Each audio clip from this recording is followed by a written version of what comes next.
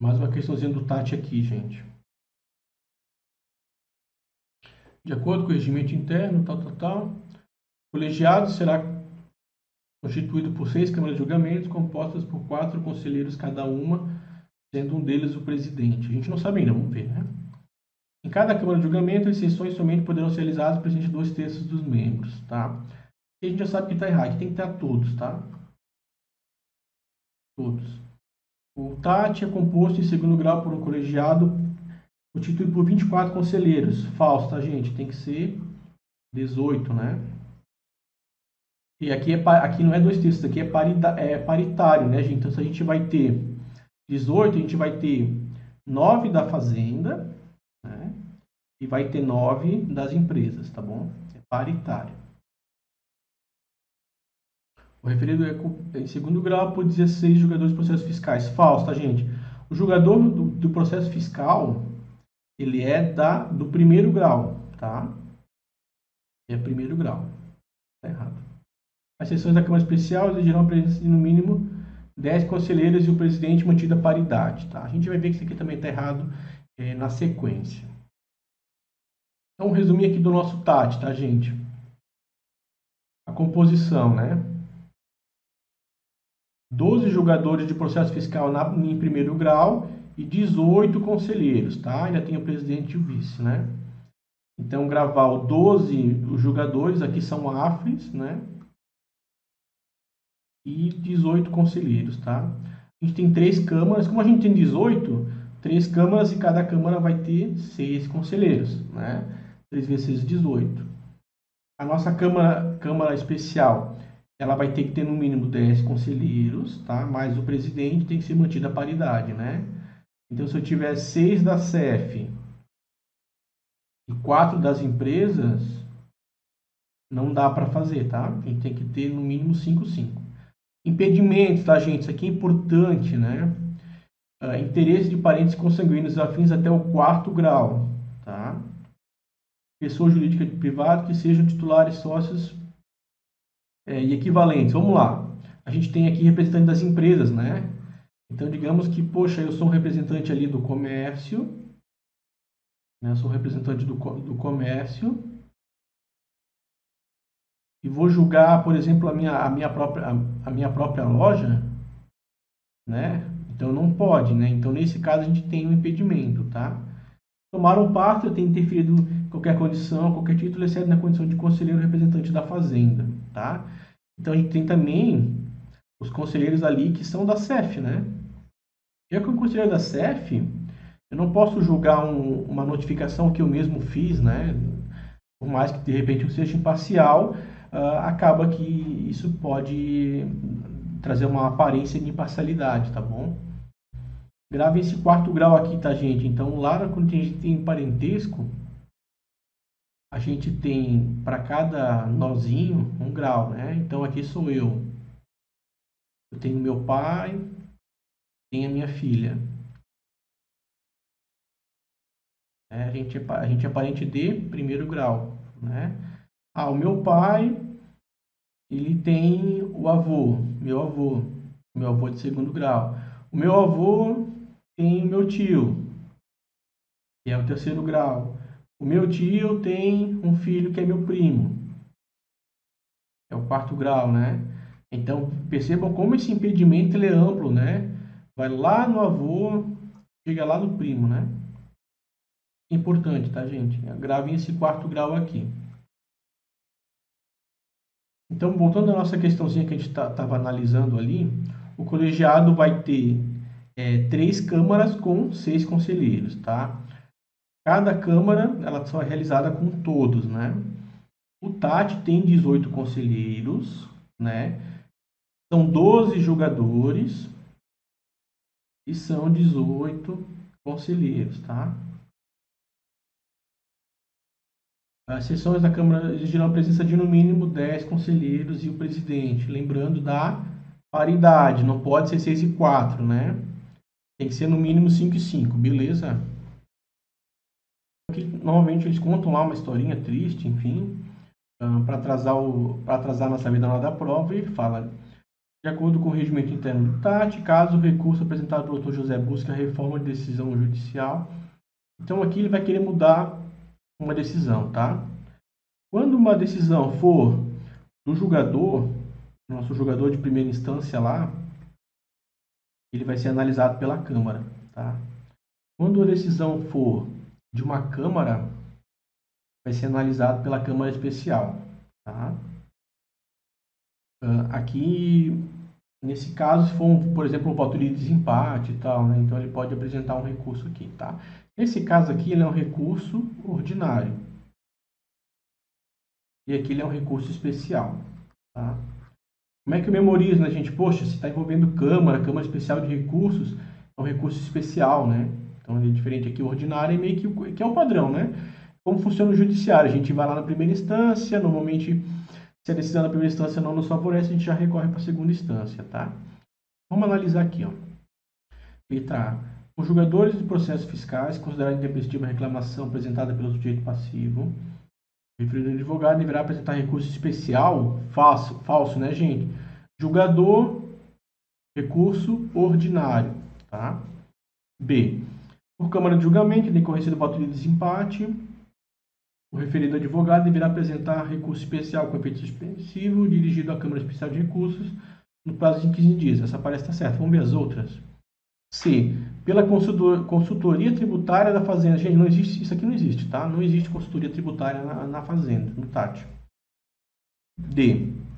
O julgador de processo fiscal, considerado intempestiva a reclamação, o advogado deverá apresentar recurso extraordinário. Não existe extraordinário, tá? Aí também está errada. Então, se a gente soubesse que não existe recurso extraordinário, se a gente soubesse que não existe uma consultoria tributária no TAT, né? A gente já tinha eliminado a C, a D e a E. Daí ficaria entre A e a B, tá bom? Fiz um resuminho aqui para a gente lembrar, levar para nossa prova, tá, gente? O recurso ordinário, lembrando, é ordinário e é comum, né? É o que sempre acontece. Sujeito passivo ou o próprio julgador de ofício recorre, tá? Efeito suspensivo, todos os recursos aqui eles são suspensivos, né? Prazos de 15 dias, então da reclamação é um prazo de 30, né? Da reclamação por recurso são um prazo de 15, tá? Quem julga o recurso ordinário são as câmaras, quem julga o recurso especial é a Câmara Especial, né? Objeto, né? A decisão do nosso julgador, tá? Ou decisão que cancelar o ato fiscal acima de 10 mil, tá? Então, por exemplo, assim, a gente tem aqui o nosso julgador de processo fiscal. O nosso julgador de processo fiscal.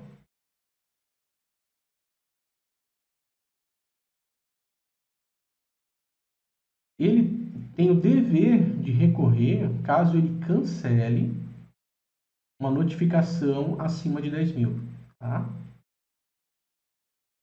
Acima de 10 mil. Então, aqui é por isso que é um recurso de ofício. Independentemente da vontade, da manifestação da parte, ele tem que recorrer, tá? E caso ele não recorra, o TAT considera como recorrido também, né? Ele pode pegar e julgar independentemente do recurso de ofício ou não, beleza?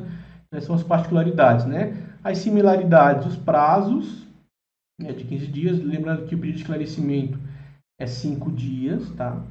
Os efeitos, as diferenças, quem julga, quem faz o recurso e também o objeto, tá bom?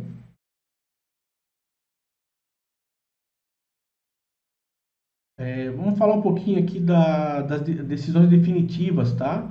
Então, isso aqui é uma questão que de repente não caiu na última prova, mas pode cair agora, tá? Quando que uma decisão é definitiva, né? Quando ela não pode mais, enfim, ser recorrida e tal. Na primeira instância, naquilo que não for recorrido ou for recorrido fora do prazo, tá? Intempestivo é fora do prazo. Fora do prazo. Na segunda instância, quando não quebra mais nenhum recurso, né? Ou se couber também for fora do prazo, beleza? Sendo também definitivas as decisões de primeira instância dos nossos julgadores, né? naquilo que não for objeto do recurso ordinário, tá? Às vezes, quando é feito o recurso, a parte alega lá decadência, depois ela alega lá ilegalidade da conduta do fiscal, né? Ele alega lá que já pagou o imposto, ele pode alegar, por exemplo, que a alíquota está errada, enfim, ele vai fazer as alegações dele ali, né? De repente ele não questiona mais a decadência no recurso, aqui está definitivo, então significa que não teve decadência, tá bom? Usou tudo que ele alegar, continua correndo, e aí no caso aqui vai para o recurso ordinário, né? Vai ser julgado pela Câmara, tá? Pela Câmara do TAT.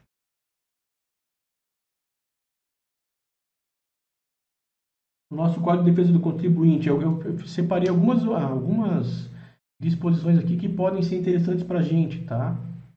A primeira delas, gente, a defesa prévia, tá? Grave aqui a defesa prévia, o prazo de defesa prévia é de 15 dias, tá? Ah, se eu não apresentei a defesa prévia, para tudo, eu tenho que esperar? Não. A não apresentação da defesa prévia não impede prosseguimento, tá? Então a gente faz lá uma manifestação de que não foi apresentado, né? De que não foi apresentado e converte em notificação fiscal, tá? Recurso administrativo, tá? É outro prazo, gente. Prazo é sempre importante, tá? Quando não tiver um prazo, enfim, específico, lá o prazo é de 10 dias, tá? Então, quando tiver disposição específica, como essa da defesa prévia, a da reclamação, né?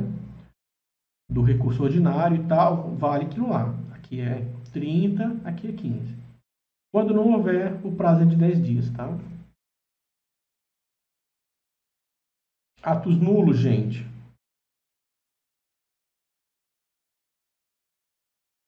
Considerados atos nulos, tá? Isso aqui está lá na 465. Pessoa incompetente, né, com preterição de direito de defesa. Isso aqui acontece, essa alegação aqui, ela acontece bastante, né, o cessamento de defesa, né? Ah, eu fui notificado de um valor lá de 500 mil, mas o fiscal não me explicou de onde que ele tirou esse valor. Ou eu fui intimado no endereço errado, né? Nesse caso aqui, pode ser cancelada a notificação, tá? Então, essa aqui é a mais comum. A pessoa incompetente não é tão comum assim, né? A falta de intimação ou intimação nula, ela fica suprida pelo comparecimento do interessado, tá? Então, poxa, mandei para o endereço errado, mas de alguma forma chegou essa informação lá e ele foi lá no físico reclamar. Quando ele vai reclamar lá, fica suprida a nulidade, tá? Fica suprida. E também a nulidade só prejudica os atos que sejam consequentes, né? E é bem importante, tá? E o quarto aqui também eu acho uma questão boa de prova, né, gente? Sempre que possível, tá? Essas irregularidades, correções, omissões, elas devem ser sanadas, tá? Para prosseguir, fazer, né? Para não precisar recomeçar o ato. Então sempre que, então acontece, por exemplo, assim, lá no julgamento e tal, uma incorreção e aí abre uma diligência ali para tentar ser corrigido isso ali, faltou um anexo e tal. Então não vai cancelar uma notificação porque faltou anexar a cópia de intimação do sujeito passivo. Ele vai intimar para que seja feita essa correção, tá? A reclamação, gente, 30 dias, tá? Então gravem esse prazo aqui. Da notificação para o julgador, 30. Do julgador do TAT, 15, tá bom? O julgamento de ofício, que a gente também tinha conversado, né, gente? Então, aqui, ó, sempre que ele cancelar um ato de 10 mil, ele tem o dever de fazer o recurso de ofício, tá? Caso ele não faça, o TAT vai considerar que ele tenha feito, vai ter o recurso por havido, tá? Se ele entender que mesmo que o valor não tenha chegado a 10 mil reais, que hoje é muito difícil uma notificação não chegar a 10 mil, né? Mas ele entender que deve fazer esse recurso, ele também tem essa faculdade, tá? Mas nesse caso é facultado. Os nossos prazos aqui, né, gente? Então, quando cabe o recurso especial, tá? O recurso especial. os prazos de 15 dias. A decisão né, o acórdão ali, a decisão da Câmara divergir de decisão transitada em julgado, tá? E resultado de voto de desempate, né? Lembrando que cada Câmara tem 6, né? A Câmara Especial de Recursos ela vai ter 12 conselheiros, né? Então não são todos os conselheiros, são 12. E todo ano tem uma mudança ali dos conselheiros, tá? Pode ser reconduzido? Pode, né?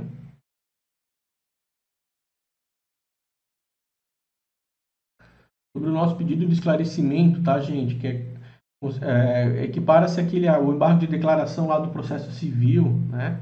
Ele é um prazo de 5 dias. Qual é o objetivo dele? Uma decisão omissa, contraditória, obscura. Então, por exemplo, eu condeno, enfim, eu mantenho a notificação dos meses tal, tal, tal. E de repente ele esquece alguma coisa ali, não ficou bem claro o valor e tal, então ele pode entrar com esse procedimento, tá?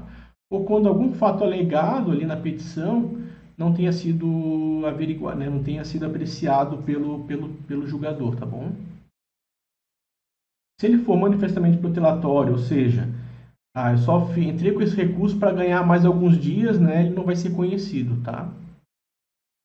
E ele interrompe o prazo do recurso especial. Gente, qual é a diferença entre suspender e interromper um prazo, né? A diferença entre suspender uh, o... Quando eu suspendo um prazo, então tem um prazo aqui de 10 dias. Dia 1, dia 2, dia 3, dia 4. Quando eu suspendo o prazo, então esse prazo aqui fica suspenso. Depois ele continua de novo. 5, né? E aí vai. 5, 6 e tal. Quando eu interrompo o prazo, ele vai recomeçar. 1, 2, 3, 4, 5. Tá? Então, essa é a diferença entre suspender. Suspender, ele continua, interromper, ele zera. Tá? Então, como a gente tem aquele prazo de 15 dias, quando eu entrei com esse pedido aqui, aquele prazo de 15 dias ele não é mais contado, ele é zerado, né? E depois ele é recomeçado. Tá bom? Em vista dos fatos descritos e considerando o disposto na lei do ICMS, fato gerador, considera-se ocorrido o fato gerador, tá? Então aqui é uma questão sobre o momento do fato gerador, tá? Letra A, da emissão do bilhete de passagem, falso, né, gente? Quando é transporte, vai ser o início, né? O início do transporte. Tem ali aquela questão do quando for um transporte interestadual, do final, aí seria o final e tal, mas a gente vai gravar que é sempre o início, tá? O transporte internacional seria o final, né? Mas não, tá? A gente sempre vai gravar que é o início do transporte. B, que João completou ligação, gente. Se ele tivesse ligado a cobrar, né?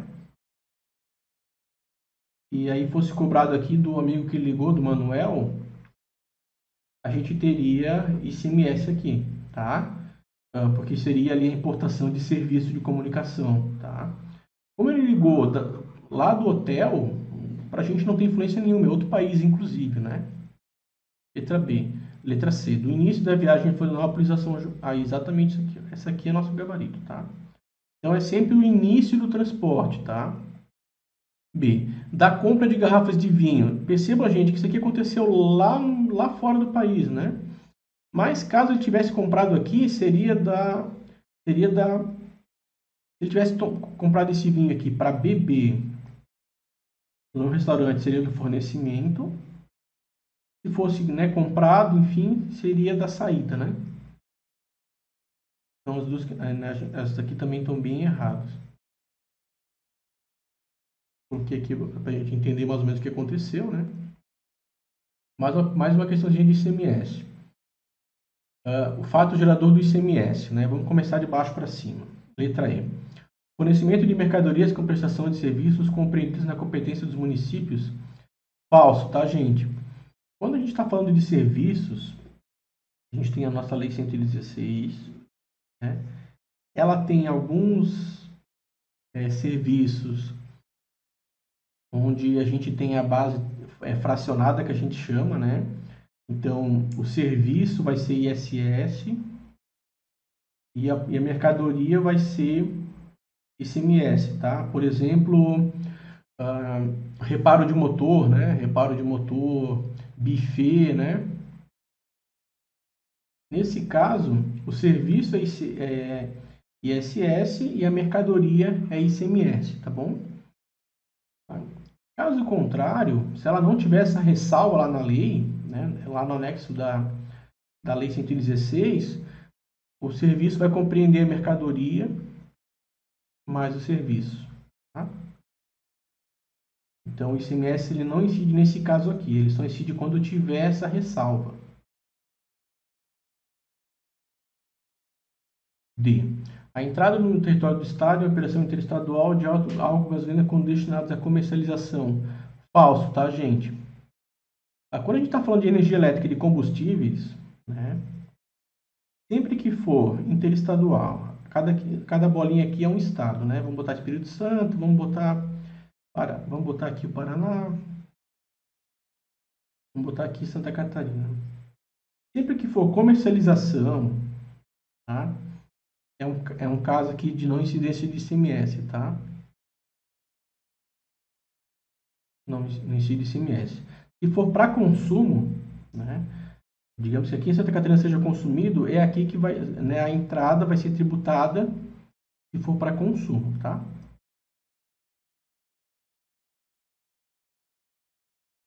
Para consumo. Então, aqui a entrada seria tributada se aqui fosse para consumo. Tá? Como era para comercialização, industrialização, acaba que não tem incidência do ICMS. Tá? C. O serviço de transporte prestado no exterior, a gente não precisa nem ler o resto. Né? Como é que a gente vai tributar uma coisa prestada no exterior? Né? Agora, se fosse dentro do país, cidades distintas, daí seria ICMS. Tá? E B. O recebimento de mercadorias destinadas a consumos oriundas de outra unidade da federação, certo, né? Aqui, ó, o fato gerador, tá? É relativo ao DIFAL, tá? É o DIFAL. Por quê? Porque quando saiu lá, por exemplo, do Espírito Santo, foi para Santa Catarina, a gente já teve o fato gerador que é a saída do estabelecimento, né? Mas aqui a gente vai ter um fato gerador do DIFAL, né? Sempre que for para uso, consumo e tal, a gente vai ter o DIFAL, beleza? Letra A, aquisição de bens e mercadorias realizadas no exterior. Gente, não, né? Se foi feito no exterior, não precisa nem discutir isso aqui, né? Fosse importado do exterior, ICMS, tá? Feito no exterior, não tem como tributar isso, não tem nem como controlar isso aqui, né, gente? Então, a nossa letra B, tá? Aplicando ali cada situação, né? Lá no na nossa lei 1097, tá?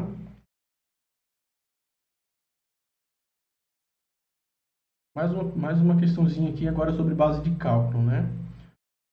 Um comerciante atacadista de Blumenau promoveu eventos de 1 a 4.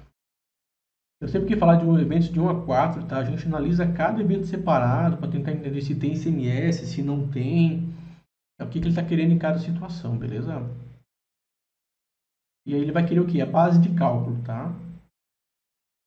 Então vamos lá. Primeiro, saída de mercadoria para venda com preço à vista de 100 ou a prazo de 130, sendo que o cliente comprou a prazo, né? Então, gente, aqui ó, é o valor da operação, tá?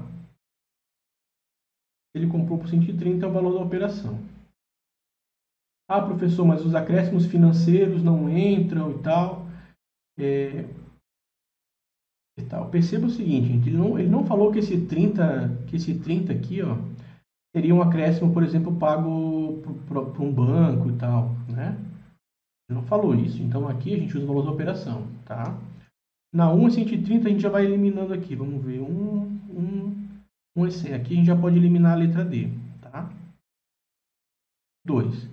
Saída de mercadorias para outro estabelecimento do mesmo titular, localizado no estado, cujo valor de custo foi 100, mas cujo preço de venda para outro comerciante foi 140.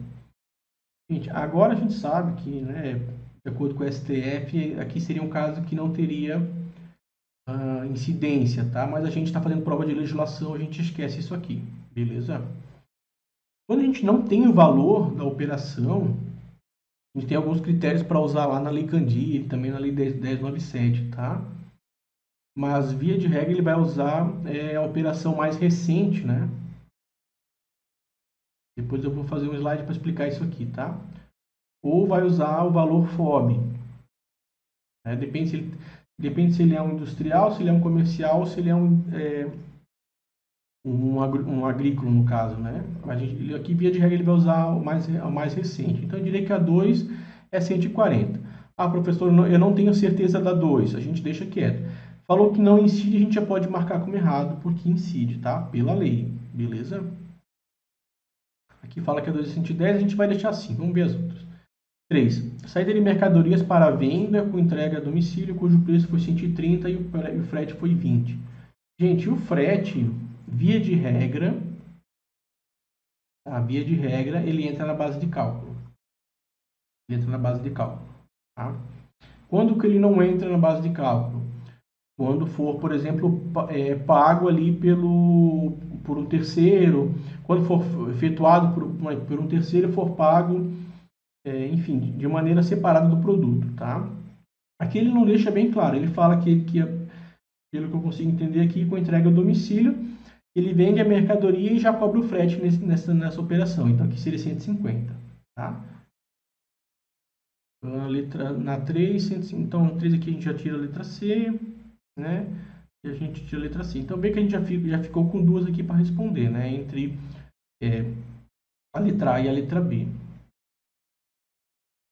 4. Saída de pacote de 6 unidades de mercadoria, sendo duas bonificações ao preço unitário de 10. Gente, a bonificação, tá, em mercadorias, ela está fora da base de cálculo, ela está excluída da base de cálculo, tá? Então, aqui, na verdade, só vai cobrar 4. 4 vezes 10, que seria o 40, beleza? Então, aqui a gente já pode eliminar a letra B também. O gabarito nosso aqui é a letra A, tá? Questões polêmicas, gente. Aqui, principalmente, a 2, né? Porque ele não fala que... enfim, fala que é um comerciante, mas ele não traz valor FOB, ele não traz operação mais recente, né? Então, não dá para cravar. A questão do frete aqui, ele não fala como é que foi feito, quem pagou esse frete, como é que foi feito o frete. Então, a gente pressupõe que está incluso no valor da operação, beleza? Aqui eu detalho um pouquinho, tá, gente? Então, na letra A, o acréscimo financeiro ele não entra na base de cálculo, né? Ele não entra na base de cálculo. Mas esse acréscimo aqui é um acréscimo feito por terceiros, tá? Vou dar um exemplo. Eu compro lá uma mercadoria em 10 vezes, mas o estabelecimento, mas os juros são cobrados pelo cartão, né? Os juros são cobrados pelo cartão. Nesse caso aqui, fica fora do ICMS, tá? Se os juros estivessem embutidos no preço, como está aqui, ó, estaria na base de cálculo, tá? Se a mercadoria ali é mercadoria 150, porque a gente não sabe como é que foi feito esse frete, né? Então a gente pressupõe que ele foi feito casado, né? Tanto a venda quanto o frete, né? Lembrando que o transporte tem isso também, né? Se ele for intermunicipal e interestadual, é ICMS. Se for dentro do município, é ISS. Então também tem isso, né? Mas a gente ali conseguiu matar por eliminação, né? 4. Lá o pacote, lembrando que as bonificações de mercadorias elas não entram na base de cálculo, tá? Então 4 vezes 10, 40. Vamos analisar agora essa situação aqui quando a gente não tem o valor da operação, né? Isso é comum principalmente em operações entre o mesmo estabelecimento, né? Ele vai fazer uma nota fiscal de venda, enfim, ele vai fazer uma nota fiscal de transferência. Nesse caso, a gente tem alguns critérios para estimar a base de cálculo, tá?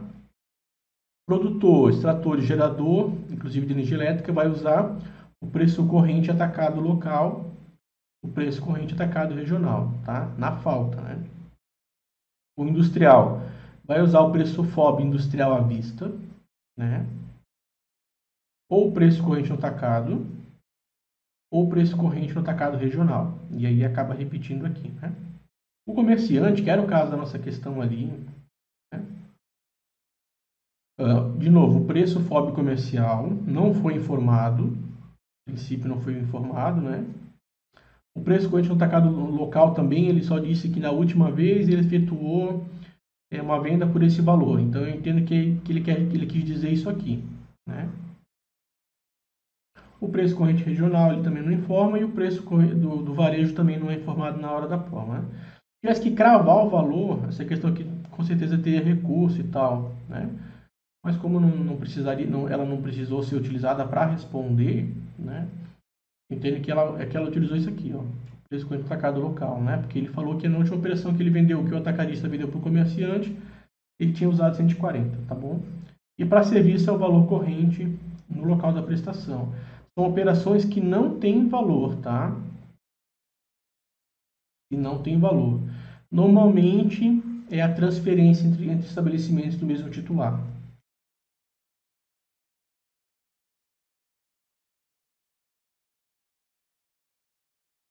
Agora eles mudaram um pouquinho o enunciado, né? Supondo que o evento 1 tenha sido feito à vista com financiamento realizado por terceiro. Ó, lembra que eu falei do exemplo do cartão de crédito? Nesse caso, o acréscimo não entra na base de cálculo, né? Então, a letra A a gente já teria que matar aquele 30 a gente já mataria ali, no evento 1, né? E que no evento 3 a venda tenha sido FOB e o frete tenha sido... O que quer dizer FOB, né, gente? Quer dizer que o frete tá por fora, né? Frete fora.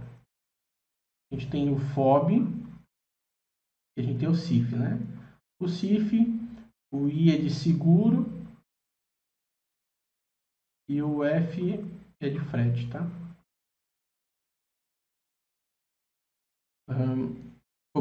Tenha sido realizado dentro do município, tá vendo? Então aqui seria ISS, tá? E o frete cobrado diretamente do comprador. Nesse caso, o frete estaria fora, né? Então o 150 a gente já elimina aqui, tá vendo? Ficaria de novo com a letra B e com a letra D. A gente sabe que a letra B a gente poderia usar o 140 pela questão de ser o preço mais recente do atacadista, lembra? A gente acabou de falar ali. E no 4, a letra D é 40, mas aqui já estava eliminado. Então, né, já eliminaria esses aqui, eliminaria A, ficaria aqui com a letra B. Tá? Então, percebam, gente, que é um mesmo caso prático, foram elaborar duas questões. Né? Se a gente interpreta errado a primeira questão, a gente erra a segunda por tabela também. Né? Aqui eles fizeram uma questãozinha sobre alíquota, tá? A alíquota não é comum ser cobrado, mas eu coloquei aqui para a gente alguns insights aqui para a prova, tá? O primeiro deles, a alíquota, tá? A energia elétrica e a comunicação é 25%, tá? Mas no caso de consumo familiar, tá? Essa alíquota ela é de 12%, tá? Até um limite de 150 kWh, tá? Então, lá quando vem a conta de luz, ela vem o seguinte,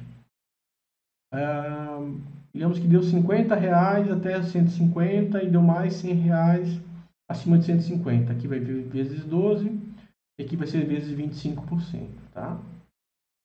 6 aqui daria 25. Então, na conta de luz vem assim, vem duas faixas de tributação. O erro da questão foi dizer que era de 7%, tá? Nesse caso é 12, beleza? Então, energia elétrica, a gente tem duas faixas, uma de 25, uma de 12. B. O carvão natural e 17% para o transporte ferroviário.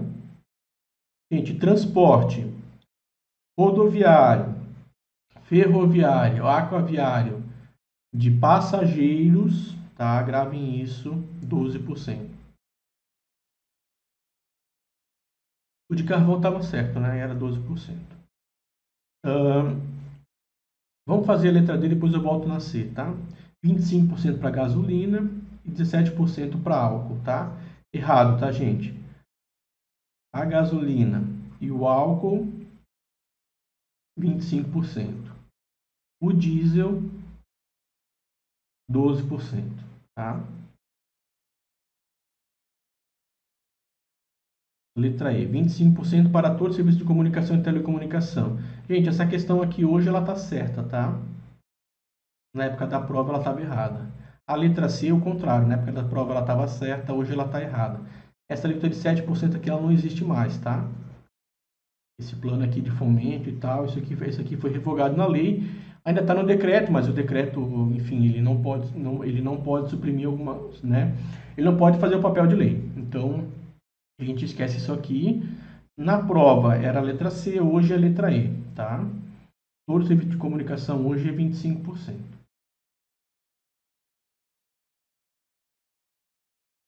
Outros casos aqui de alíquota que são interessantes a gente levar para a prova, tá?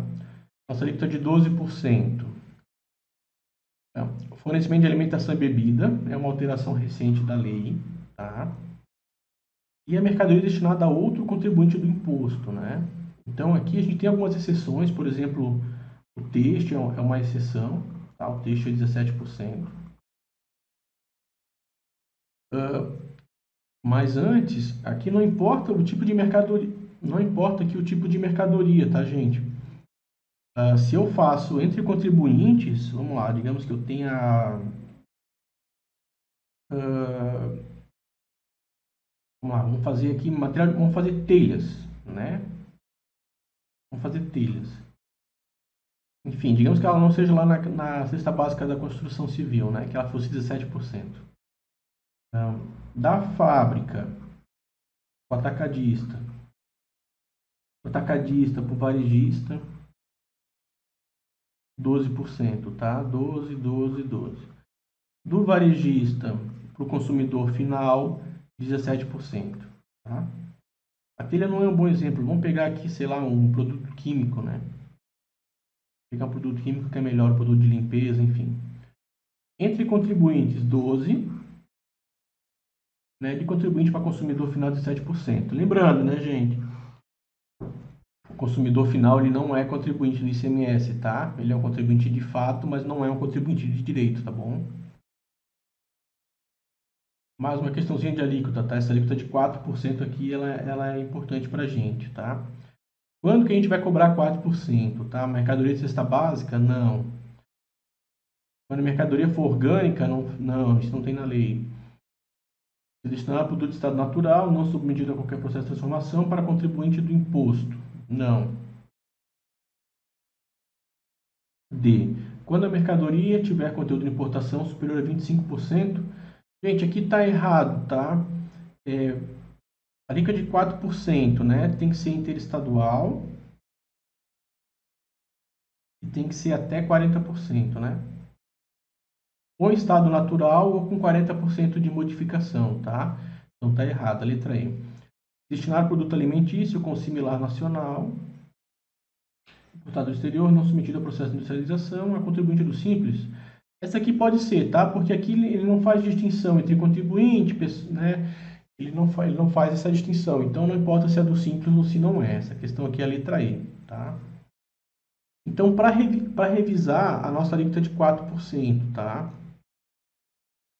Quando que a gente vai ter essa alíquota de 4% nos importados, né? A gente tem uma série de requisitos, tá? Pessoas localizadas em outro estado, ou seja, tem que ser uma operação interestadual.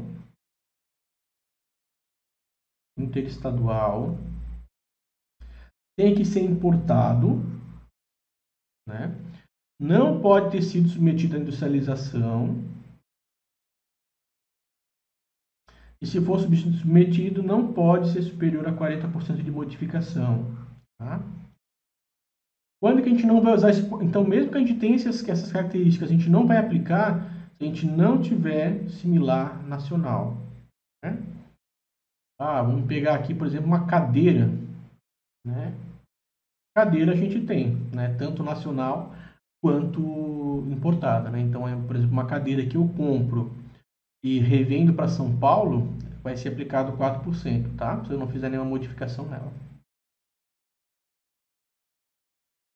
Uma questão aqui sobre parcelamento. Gente, tudo que envolver parcelamento, pagamento, prazo, isso aqui é importante para os analistas, tá? Então, a gente tem que ter uma atençãozinha especial. Ele quer saber aqui o crédito decorrente de ICMS, vencido e não pago, poderá ser parcelado, vencido e não pago. Parcelamento de ICMS, né? A gente vai botar naquela nossa tabelinha lá. Lembre-se, gente, a notificação fiscal é 60 o máximo, tá? Aqui a gente já mata. Quando ele tiver apresentado, declarado, o 72 não existe, tá? 60 e 84. 84, quando tiver recuperação judicial, a gente falou lá no começo da nossa revisão, esse aqui é o nosso gabarito, vamos passar nas outras, né? Quando se tratar de confissão retratável, parcelamento, não, gente. Aqui quer dizer que o parcelamento teria deferido de plano, tá? Não. O parcelamento, gente, quando tiver em dívida ativa, ele vai ter que ser analisado pela Procuradoria, tá? Procuradoria Fiscal, beleza? Então, sempre que tiver dívida ativa, a gente tem 3 autoridades ali que fazem a avaliação de acordo com o montante, né? Com o número de parcelas, aliás. Mas sempre que tiver dívida ativa, a Procuradoria. Sempre que tiver notificado, vai passar pelo gerente ou vai passar pela DIAT, tá? E mediante solicitação via internet, que somente será apreciada por autoridade competente se houver comprovante de pagamento de taxa de solicitação e remessa. Gente, não, tá? A remessa via postal, isso aqui não tem essa remessa postal, tá? O parcelamento, gente, é sempre a gente tem que lembrar do que é da primeira, né, da primeira parcela, né? O pagamento da primeira parcela, tá? Vamos aqui então voltar no nosso esqueminha, né? Denúncia espontânea, então ele declarou o ICMS, né? E vai pagar 6 e 12, tá? Quando for notificação 24 e 60, o prazo máximo da notificação é 60. Dívida ativa, gente, sempre envolve a Procuradoria, tá? 24, 42 e 60, tá? Recuperação judicial 84. Lembre-se desse prazo aqui, tá? É um prazo um pouco diferente. E o ITCMD e IPVA a gente já estudou lá no começo da aula, né? O IPVA sempre em 3, de acordo, se for um carro, né, terrestre, enfim, sempre de acordo com o final da placa, né?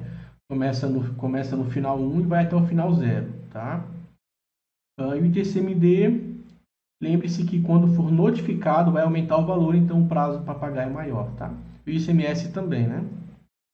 Veja, se ele declarou é em 12, se ele foi notificado é para 60, né? Então, como o valor aumenta, aumenta-se também o prazo, tá?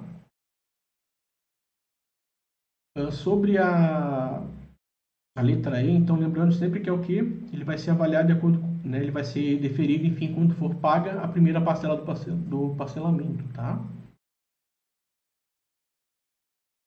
Mais uma questãozinha de ICMS aqui, gente. Relativamente à sujeição passiva do ICMS, a 10.297 estabelece que vamos lá. Contribuinte de imposto, quem recebe mercadoria em depósito sem documento fiscal. Gente, falso, tá? Transportou ou recebeu ou manteve, né, mercadoria sem documento fiscal, ele é responsável, tá? Ele é responsável. B. Responsável pelo pagamento do imposto, aquele que realize mesmo sem habitualidade a operação de circulação de mercadorias. Não, gente, aqui, ó. Primeiro que ele teria que ter habitualidade para ser contribuinte, né? Para ser contribuinte, ele teria que ter habitualidade, né? Então, essa aqui está errada. C. Responsável pelo pagamento de imposto, contribuinte do imposto, a pessoa que adquire em licitação bens e apreendidos em licitação. A pessoa... Desculpa, gente, a letra C está errada, né? Aqui ele é contribuinte, né? Ele não é o responsável. A letra D, sim, aqui ele é o contribuinte. Então, ele adquiriu em licitação bens apreendidos, tá? Então, comprei lá, por exemplo, uma moto, né, que foi apreendida, enfim. Nesse caso, ele é contribuinte do imposto, tá? Letra E, responsável pelo imposto de pagamento. Ele que adquire lubrificante derivado do petróleo, oriundo de outro estado para uso próprio. Gente, aqui também ele é contribuinte, tá? Lembrando, né, da questão dos combustíveis ali. Enquanto for circulando de estado para estado, não tem ICMS, né? Quando for feito o uso dele, né, o ICMS tem que ser pago na entrada, tá? Então aqui nosso gabarito seria a letra D, tá bom?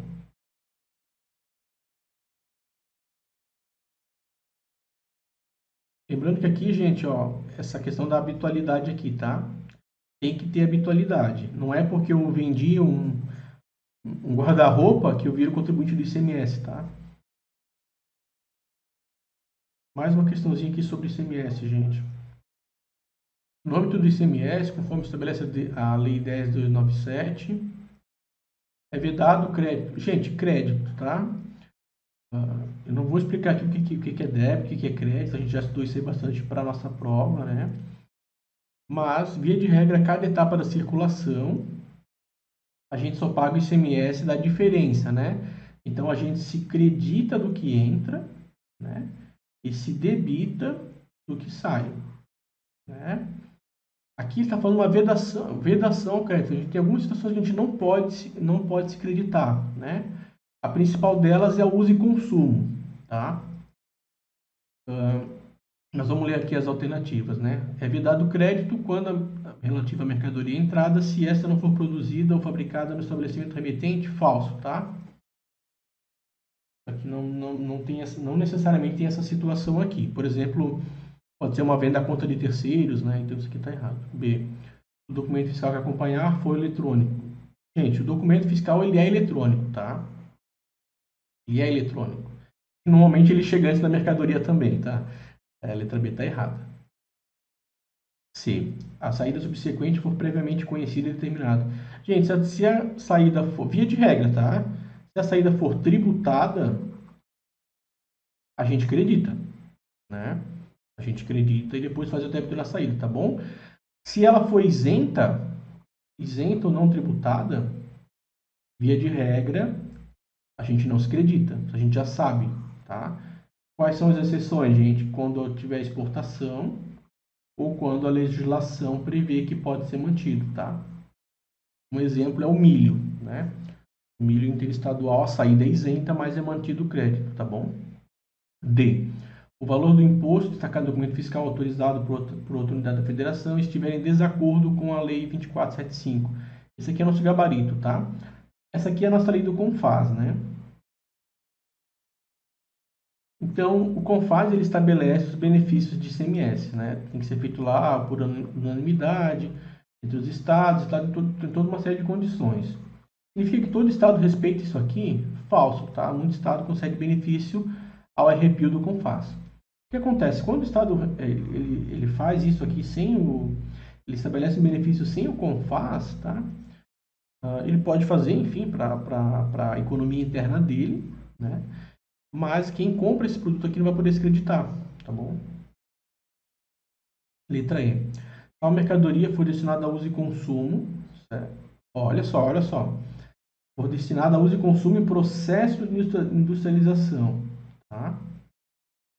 Ainda que o produto resultante tenha sido tributada. Gente, nesse caso ele pode se creditar, né? Perceba que o uso e o consumo foi na industrialização, né? Não foi usar uso e consumo próprio. Eu não comprei lá um detergente para lavar a louça. Nesse caso aqui eu não poderia me creditar.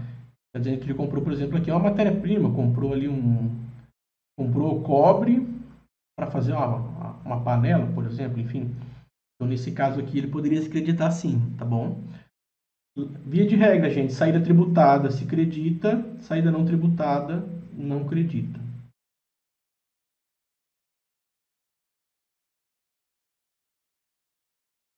Ó, não dão direito, aqui no nosso artigo 27 lá da nossa lei, né, gente? Não dão direito a crédito às entradas de mercadorias, utilização de serviços, usando de operações isentas ou não tributadas, tá? Ou em mercadorias e serviços alheios à atividade do estabelecimento, né? Então, se eu tenho uma empresa têxtil e compro, sei lá, produto em conserva, teoricamente eu não posso me creditar, tá bom? Salvo prova em contrário, presume-se alheias às atividades o estabelecimento de veículos de uso de transporte pessoal, né? Então, claro, tem exceções aqui, mas é importante lembrar da regra, né? salvo deliberação contrária dos estados, é vedado o crédito. Então aqui, gente, ó, também não pode se creditar. Além daquelas situações ali de isenta, não tributadas e a vedação ao crédito, né? Quando for utilizado no processo de industrialização ou produção, quando a saída for isenta e não tributada, como a gente falou, né? Exceto a saída posterior. Tá? A comercialização ou prestação de serviço, quando a saída subsequente for de novo isenta ou não tributada, tá? Tem a exportação e tem as situações onde autoriza a manifestação a manutenção do crédito, tá bom? E aqui é o nosso gabarito, lembra? Fica vedado o aproveitamento do crédito e tal, quando for concedido em desacordo com o CONFAS, tá? Isso aqui é o artigo lá da Constituição que fala que os benefícios de ICMS serão feitos por deliberação conjunta e tal, beleza?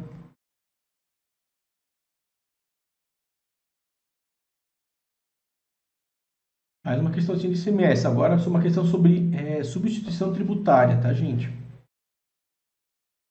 Os anexos, enfim, via de regra, não são muito cobrados, né? Mas a substituição tributária é importante a gente saber pelo menos o básico, tá? A base do imposto para fins de ST, em relação às operações subsequentes, tal. Então, ele quer saber qual é a base de cálculo na ST. A gente, né, de novo, a gente não dá para explicar aqui o que é ST, né? Mas a ST ela pode ser um diferimento, quando ela é de trás para frente, ou ela pode ser uma ST para frente, quando ela vai em direção ao consumidor final, né? Então, vamos lá, eu tenho lá o produtor rural. É difícil cobrar ICMS de todos os produtores rurais que tem lá suas vaquinhas e tal, né? Então, nesse caso, eu cobro o ICMS lá da indústria. Aqui fica diferido para a próxima etapa, né? Então, quando a indústria der a saída, ela vai recolher o ICMS dela e todo o ICMS dos produtores rurais, tá? Isso aqui é o diferimento. A ST para frente é o contrário, é a indústria. Vou pegar aqui uma Ambev da vida, né? É mais fácil eu cobrar o ICMS da Ambev ou de cada botequinho que tem na praia, né? É mais fácil eu cobrar da Ambev. Então, ela vai recolher o imposto dela, todo o ICMS de todos os botequinhos lá na saída, tá? Mas eu não tenho como prever como é que vai ser a saída desses produtos, né? Não tem quanto é que vai cobrar, quanto é que o seu João vai cobrar lá no bar dele. Então a gente tem que estimar um valor, tá? Esses valores a gente usa alguns parâmetros, tá? Por exemplo, vamos pegar aqui o valor fixado pelo órgão, né? Ou o valor sugerido pelo fabricante. São alguns parâmetros que a gente usa, tá? Então a questão de prova vem com base exatamente nesses parâmetros. Então vamos ler aqui cada uma delas. Letra A. Poderá ser o preço ao consumidor final usualmente praticado no mercado considerado relativamente ao serviço e mercadoria for similar em condições de livre concorrência, adotando-se para a sua apuração as regras estabelecidas em regulamento. Essa aqui a princípio está certa, tá? Pode, letra B. As operações internas estaduais, quando o valor da operação própria for igual ou superior a 80% do PMPF. Gente, aqui esse percentual aqui não é 80%, tá? Depois a gente vai entrar nessa parte lá para ler certinho isso aqui. O do preço sugerido ao remetente será calculado a aplicação do MVA. Gente, a gente tem então o preço fixado, a gente tem o preço sugerido, a gente tem o PMPF e a gente tem o MVA. Tá? 4 formas de calcular. A gente vai meio que seguindo uma ordem, tá? O MVA ele pega ali, ele vai aplicar uma margem, enfim, calculada sobre a venda do produto. O PMPF, quando a gente for abastecer o carro numa bomba de gasolina, abastecer o carro no posto de gasolina, a gente olha na bomba, a gente vai ter ali o valor dizendo qual é o PMPF daquela gasolina. Então é mais ou menos quanto é que é uma média de quanto que esse valor, né, de quanto que esse produto teria que ser vendido lá no posto de gasolina. Via de regra, esse PMPF ele fica abaixo do que é de fato cobrado pelos postos, tá? Mas ele é um parâmetro utilizado em combustíveis, por exemplo. Letra C. Será calculada preferencialmente pelo somatório do preço de venda? Gente, o somatório, MVA, ele é o último caso, tá? Ele é o último caso. A gente vai começar pelo fixado pelo órgão público, sugerido pelo fabricante, PMPF e MVA, tá? Tá errado. D.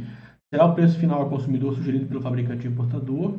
e na sua ausência, sequencialmente, o preço fixado por órgão público. Falso, gente. O preço fixado, ele é o primeiro, tá? E será calculado no momento da saída e ocorrendo o reajuste de preço após a remessa de mercadoria, a diferença, quando aferida a qualquer título pelo substituto, não fica sujeita à retenção. Falso, né, gente? Fica sujeita à retenção. Então, a gente ficou aqui entre a letra A e a letra... ficou entre a letra A, na verdade, porque a letra B a gente está errado o percentual, né? Tá errado o percentual, então a B está errada. A C está errada porque preferencialmente é o preço fixado. A letra D está errada porque a primeira sequência é o preço fixado e depois o preço sugerido. E a letra E está errada porque a gente tem retenção, né? Se teve reajuste. Como é que eu visualizo uma situação onde a remessa tem reajuste no meio do caminho? O combustível, né, gente? O combustível. Então vamos lá no nosso anexo 3, tá? E a gente está lá no nosso anexo 3. Tá no nosso anexo 3, artigo 19, né? Então, a base de cálculo do ICMS para as operações subsequentes, né? Então, a nossa ST para frente, tá? Será primeiro o preço fixado, depois o preço sugerido. Então, aqui, por exemplo, vamos lá. Quando a gente vê o cigarro, né? Ou quando a gente vê ali a Elma Chips, ela tem ali a tabelinha de preços, ali é um preço sugerido, né? A Coca-Cola, né? Coca-Cola, são preços sugeridos, né? Depois o BMPF, né? É um preço ponderado ali, é uma tabela estatística, enfim, é um cálculo estatístico, é utilizado para combustíveis, tá? E na falta dos critérios, então é na falta, isso aqui é residual, tá? É residual. A gente vai usar o MVA, né? Então a gente vai usar o ICMS próprio, vai somar lá com o seguro, frete e tal, e vai usar uma margem de valor agregado que ela é fixada, né? Então, de novo, gente, a MVA ela é a quarta nessa ordem, tá bom? E a letra B, gente, tá? Quando aquele parâmetro que foi informado lá pela letra B, foi falado 80%, é 90%, tá? Então, nas operações internas interestaduais, quando o valor da operação própria for 90% do PMPF ou do preço final ao consumidor sugerido, será calculada com a aplicação de MVA. Tá? Então, gravem esse 90% aqui. Mais uma de ICMS, agora é um pouquinho mais fácil, né, gente? Conforme estabelece a Lei 10.297, o contribuinte deverá realizar o estorno de ICMS que tivesse creditado sempre que. Então, vamos lá. A gente tem situações de vedação ao crédito e a gente tem situações de estorno, tá? Quando é que eu vou fazer o estorno? Quando o creditamento ele é permitido,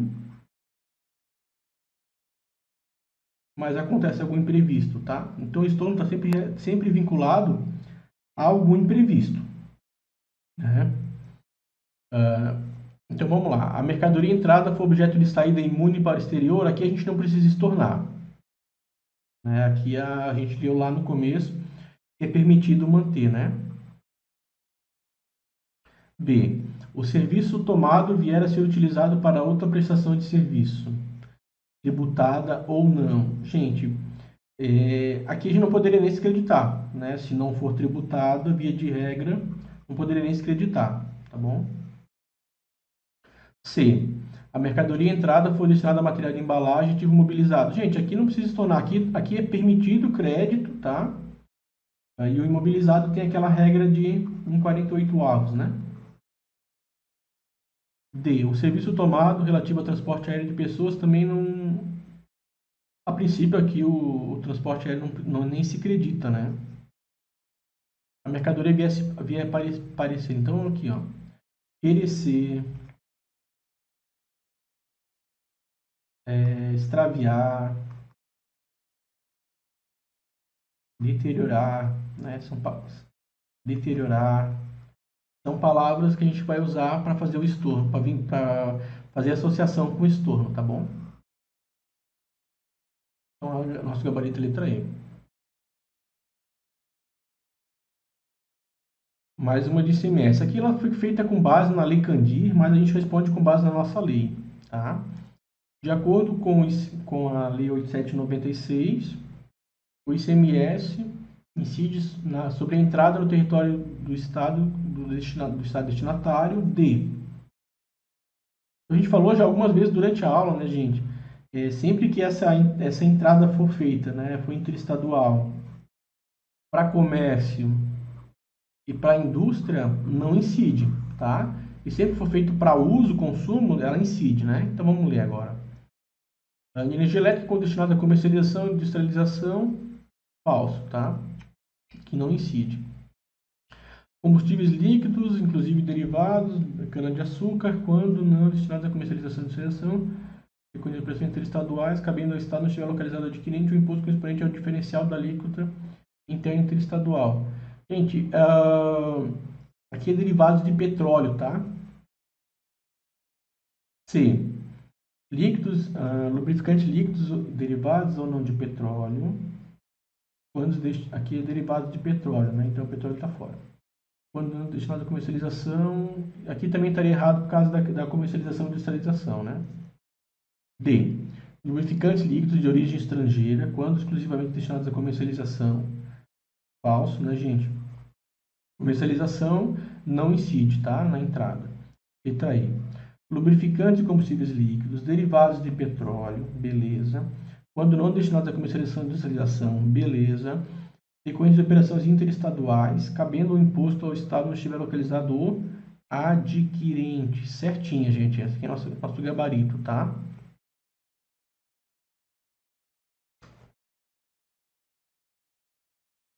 Então, aqui lá na nossa lei, né? Então, essa questão foi feita lá com base na Lei Candir, mas a Lei Candir reproduz a Constituição e a lei do ICMS reproduz a Lei Candir, tá? Então, o ICMS ele incide sobre a entrada, tá? De operação interestadual de petróleo, inclusive lubrificantes e combustíveis derivados, né? Gasolina e de energia elétrica, quando não destinados à comercialização e industrialização. Beleza, gente? Quando é que considera-se ocorrido o fato gerador? Na entrada, tá? Aí não é na venda ao consumidor, é na entrada no Estado, tá? No território do Estado. E o local da operação, enfim, para efeitos de cobrança do ICMS, é o estabelecimento adquirente. Tá?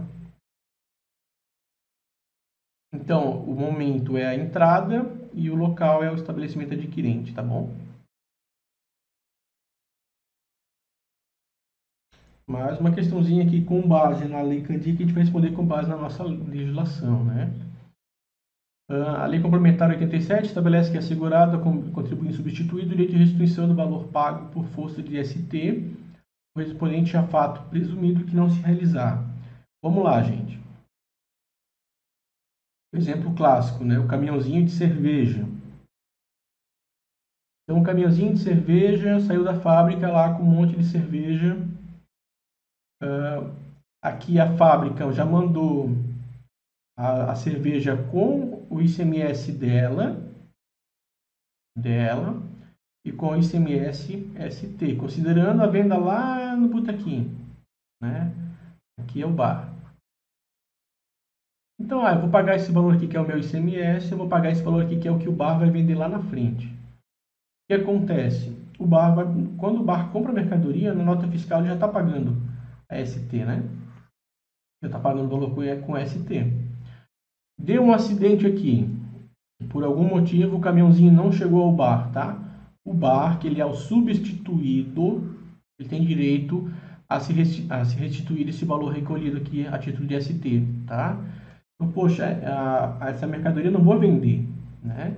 Eu tenho direito, então, a essa restituição. Nesse caso, é previsto um prazo, né? E caso esse prazo não seja cumprido, ele pode se ressarcir por conta, tá bom? Ele não precisa ali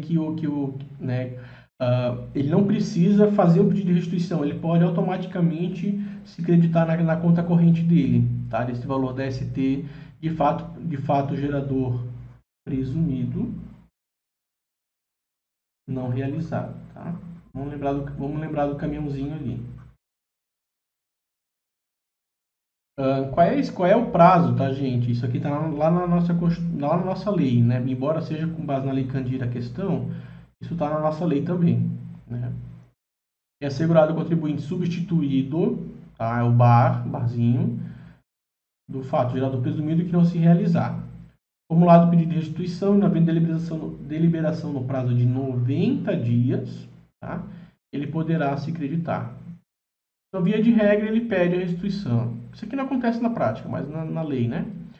Não teve ali a deliberação em 90 dias, ele pode se creditar, tá bom? Então, voltando à nossa questão ali, o nosso prazo ele é de 90 dias.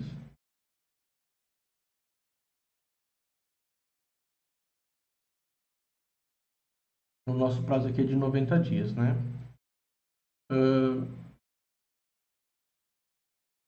Por que que a letra A está errada, né, gente? Ela também fala 90 dias, né? O contribuinte substituto poderá ser ressarcido, né? Olha a pegadinha, gente. É o substituído, tá? É o substituído. Se a gente soubesse que é substituído, a gente já matava duas, ficaria entre a C e a D, né? Aí eu teria que saber do prazo. Mas cuidado com a letra A, gente. Sempre deve ser C, de preferência comecem de baixo para cima, tá? A pegadinha sempre está na letra A. A gente faz com pressa aqui, perder uma questão, tá?